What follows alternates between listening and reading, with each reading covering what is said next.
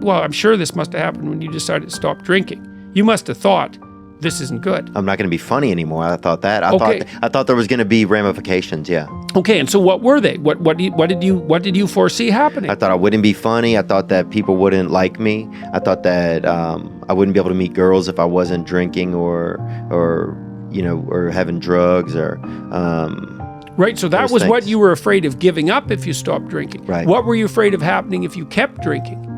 I was afraid of not achieving my dreams. I was afraid of, ending up a drug addict. I was afraid of dying in my sleep. Something, dying under the influence. Okay, so it's not like that doesn't happen to comedians. Right, it happens a lot. Yeah, it's one of our go-to moves. Right. Well, exactly. Well, it's not an occupational hazard because you're up late at night and you're around bars all the time. It is. Because you're up late at night and yeah, Chris Farley right here. Right. Happened to him. Well, and it happened to all sorts of comedians and rock musicians. It usually happens at about 27. Weirdly enough. So you were afraid you're going to die, or you're afraid you're going to become addicted. So let's say what would have life been like you for you if you were addicted? So you don't have a career anymore. No. Right? So you've given all that up and failed. So that's fun.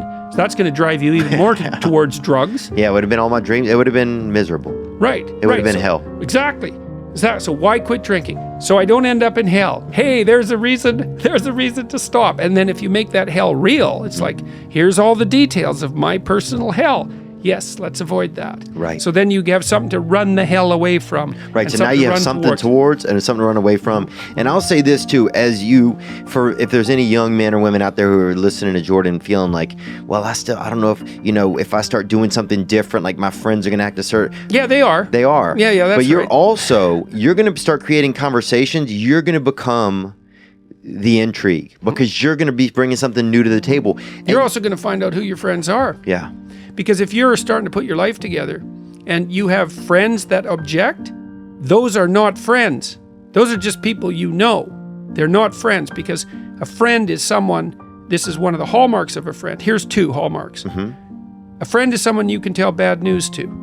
And they won't tell you why you're an idiot, and they won't interfere with your suffering. They'll just listen, and maybe they'll suffer along with you.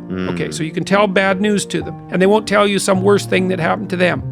They'll listen, and they'll suffer along with you. But a friend is also someone you can tell good news to. And the friend will say, wow, in this vale of tears, something good happened to you. Great, man. Congrats. I'm wonderful. It's rare. It's unlikely. Good for you. I hope 10 more things like that happen. And they're not envious, and they're not jealous, and they're not one-upping you. And if you're trying to get your life together, if you're trying to get your life together and your friends get in the way, that's actually real useful for you, because you've now identified who your friends aren't. And you might think, well, I can't give them up. It's like, oh, yes, you can. And not only can you should, and it would be better for them. Because if they're aiming down and they want you going down with them, there's nothing good about what's happening to them, and there's certainly nothing good about that for you. Yeah, they're not going to, and then they're going to learn, wow, I'm going to lose friends if I continue in these directions. Yeah. Exactly. Why is it hard for people to let go of what's so familiar to them, even if it's bad? Well, because it's complicated. And that's a really good question. You discount the risk of familiarity that they're familiar with. So let's say... Because people are in relationships with the drugs and alcohol. People are in relationships with humans. People are in relationships with jobs. People are in relationships with their own selves. And they're living a lie every single day, but it's familiarity. Yeah, well, you say, I have a job I hate. It's like, well, yeah, but I'm not dying from it. It's like not as bad as it can be. So you factored in the risks already. They get invisible. You think, well, I can't jump out of this job because what about all the risk? It's like, yeah, no kidding. You got to get your resume in order. You got to send it out. You got to send 50 of the damn things out before anybody will call you back. Then you have to go get interviewed, and maybe you're not any good at that. You have to come up with a story while you're a good employee, and maybe you're not yet. So you have to figure out how to do that. It's like, what about all these risks if I go look for a new job? It's like, yeah, absolutely, man. Those are risks, and they're harsh, and no wonder you're avoiding them. What about the risks for you to stay with this job you absolutely hate? Well, let's think that through. Okay, so I have this dead-end job. I hate it. I'm getting bitter. Where am I going to be in 5 years? I know where, because I've watched this with people. You're going to be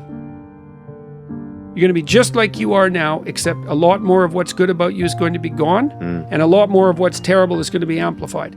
And you're going to be like, in 5 years, you're going to be 10 years older instead of 3 years older. Yeah. Right. And Because so, it kills your spirit somehow. oh man, yeah. So it's like, you think, oh my God, there's a terrible risk in pursuing this new job. It's like, yeah, there is a terrible risk. There's a terrible risk in you staying with your job right now. And so one of the things that's really, really freeing to understand is that you're screwed no matter what you do. There's no secure path forward. Give it up. It's risk everywhere. You think, oh my God, that's terrible. It's like, yes, except for two things. You can pick your risk. That's the first thing. So you get to pick your poison. That's something. And second, you're a lot tougher than you think. So even though there's risk everywhere, if you confront it forthrightly, what you'll find is that you can actually handle the risk. And that's the security. That's beautiful. And there's so much growth to be had right there when you realize how much, like there were times I was like, man, I could never be a sober person because I'm afraid of, I can't communicate with women, or I'm afraid to, stand around in a circle with tough guys without having like a beer in my hand, or like all these little crutches, I can't.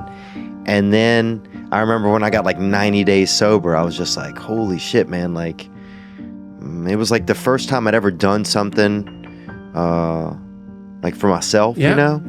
And it just, man, it felt unprecedented. Yeah. Well, it was. It felt like I'd gone to the moon almost. How old were you when you started drinking?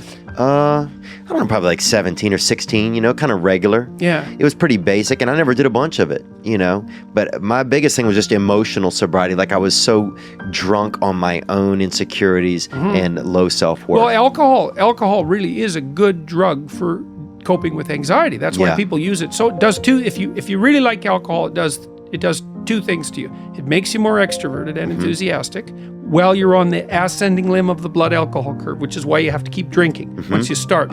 Because if you plateau, that goes away. So you got to keep drinking.